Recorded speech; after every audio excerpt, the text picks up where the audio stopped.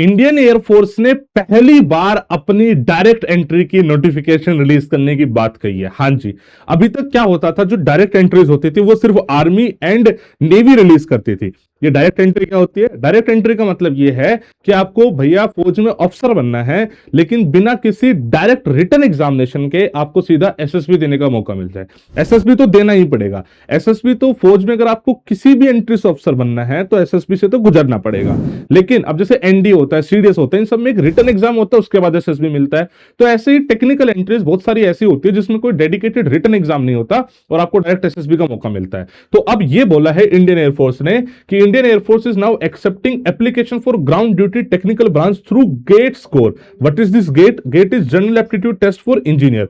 Basically जो बच्चा BTech करता है वो हायर स्टडीज के लिए, या फिर आप ये बोल सकते हो कि पीएसयूज में जॉब के लिए। पीएसयू का मतलब होता है पब्लिक सेक्टर अंडरटेकिंग, जिसमें ओएनजीसी, बीएचईएल, गेल ये सब आती है ना, इनमें जॉब के लिए बच्चा गेट का एग्जाम देता है। एमटेक करने के लिए भी गेट का एग्जाम देता है। अब उसके स्कोर के बेसिस पे एफकेट ग्राउंड ड्यूटी टेक्निकल आपको बेसिकली डायरेक्ट एंट्री मिल जाएगी। जो आपका नॉर्मल एफकेट था ना, वो इससे हैम्पर नहीं हो रहा है। Existing effect entries will continue as usual, यानी साल में जो 2 बार एफकेट होता था वो वैसे ही रहेगा, उसकी जो वैकेंसीज है वैसी रहेंगी। उसके अलावा ये इन एडिशन है, तो बहुत अच्छी बात होगी ये तो। हाँ, अब ये साल में 1 बार आएगा, 2 बार आएगा, इसकी अभी क्लैरिफिकेशन जब डिटेल नोटिफिकेशन आएगी तभी पता लगेगा। अभी तो बस ये बताया कि भैया ये हम करने जा रहे हैं, तो प्लीज गेट का जो भी एग्जाम दे सकता है वो एग्जाम दे देना। गेट का एग्जाम ब्रांच स्पेसिफिक होता है, इसमें नॉर्मली 2 पेपर होते हैं। मैंने खुद 2016 में गेट का एग्जाम दिया था, मेरी ऑल इंडिया रैंक 96 भी आई थी इनफैक्ट।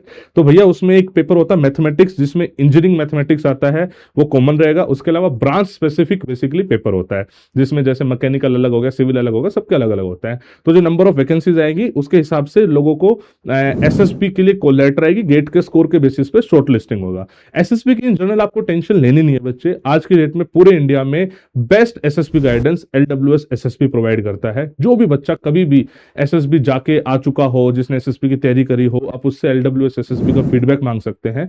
हमारे 15 डेज के रेजिडेंशियल प्रोग्राम होते हैं जहां पे हम बहुत अच्छे तरीके से काम करते हैं बच्चे के पर्सनैलिटी एस्पेक्ट पे। खैर वो एक अलग चीज है। फिलहाल तो ये है कि आप इस फॉर्म को भरिए, ज्यादा से ज्यादा यारों दोस्तों को शेयर कीजिए।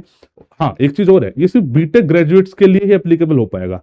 याद है, मैं हमेशा बोलता हूं कि भैया 12th के बाद अगर आप डिफेंस एस्पिरेंट हो और फौज में अपना सपना कंटिन्यू रखना चाहते हो आफ्टर एनडीए या जैसे भी, तो डू बीटेक, बिकॉज ये सारी जो अपॉर्चुनिटी है बीटेक के लिए ही आती है। फौज आज की डेट में ज्यादा से ज्यादा टेक्निकल लोगों को अपने साथ रखना चाहती है।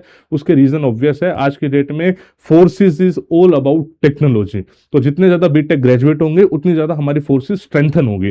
तो ये एक थोड़ा सा अप्रोच है, तो इसलिए बीटेक करने के लिए हमेशा बोलता हूं। बच्चे बोलते हैं सर आप हमेशा बीटेक बीटेक बोलते रहते, तो बीएससी में से भी ऑप्शन है बस ज्यादा ऑप्शन है बीटेक से। जैसे एक नई अपॉर्चुनिटी आई और सिर्फ फिल्टर अपने आप लग गया कि बीटेक ग्रेजुएट दे पाएंगे, समझ रहे हो आप।